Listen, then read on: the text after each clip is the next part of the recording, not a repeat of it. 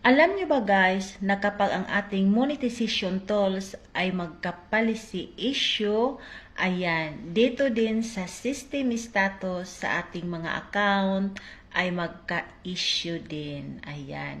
Na-experience ko na yan. Kasi noong isang araw, di ba nagka-policy issue yung in-stream ads ko. Ayan.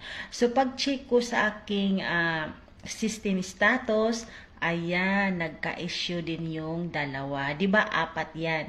So, dalawa yung nagka-issue. So, ang ginawa ko, dinilit ko yung mga video sa aking mga long time video, dinilit ko yon. Pero yung iba hindi na delete, iwan ko kung bakit. Basta dinilit ko na yung lahat, yung hindi sa akin. Iwan ko lang kay Mamita bakit hindi niya inalis yun sa aking video content. Ayan siya. So, dinilit ko, tapos pagdating ng 3 days, pag-check ko sa aking system status, bumalik na yung yung green, naka-check na lahat. Ayan siya, tingnan nyo, malinis na siya. Pero doon sa aking in-stream ad tools, ayan, may may restricted pa, hindi pa siya okay. So, hindi naman ako nawala ng pag-asa kasi yung profile recommendation ko, ayan, recommendable pa naman siya. So, 7 stars pa man siya, 'di ba? So, hindi ako nawala ng pag-asa na magawa ng content na mahabang oras kasi baka naman mabalik pa yung in-stream ads ko. Lang naman yun, restricted lang naman yun. So, ayan guys. So, ito yung masasabi ko sa hindi pa na monetize. Ayan.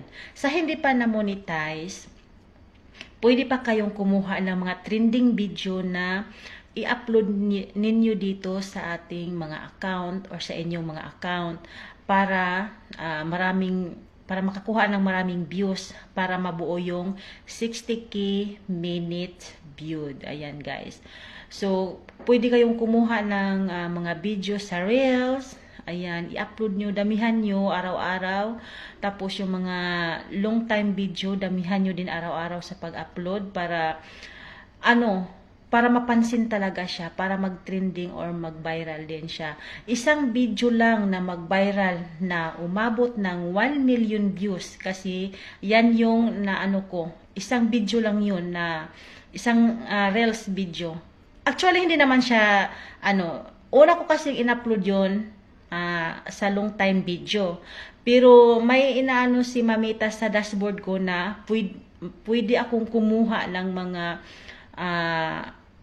content sa long time video ko para ilagay sa Reels. So, yun ang ginawa ko.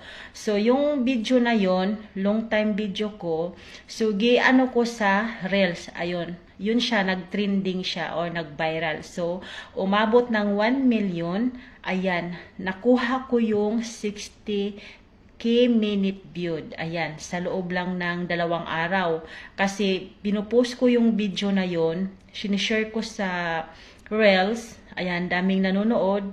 Ayan, 2 araw mula nang i-post ko yun. Ayan, nag-viral siya. Umabot ng million. Ayan siya. Nabuo talaga yung 60k minute viewed, guys. So, ayun, ang video na yon, yun din yung nakapag unoriginal content ko. So, dinilit ko yun yung sa long time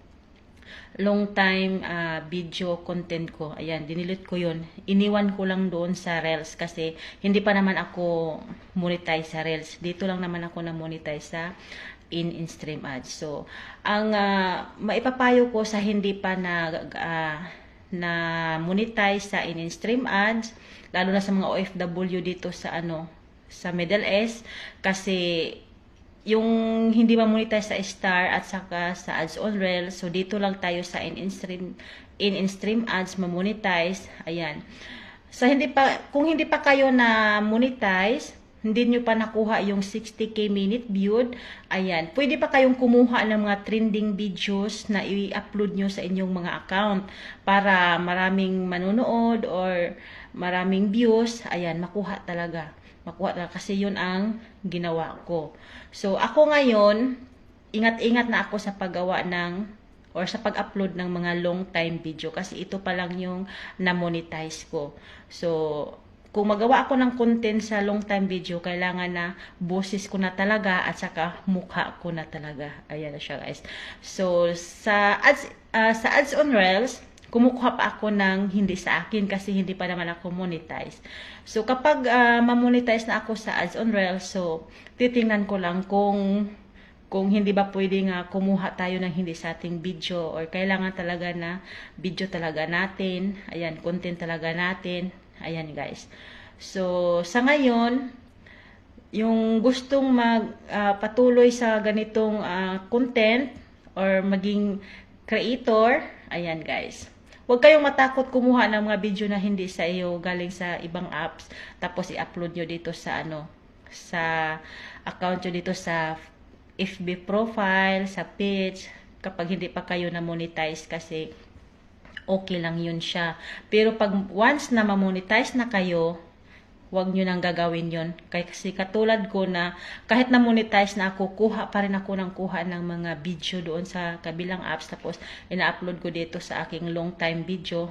Ayan, mas lalong na ako napalisi issue. Ayan. Yan lang, guys. Thank you for watching. Don't forget to follow my FB account. God bless and more blessings to come.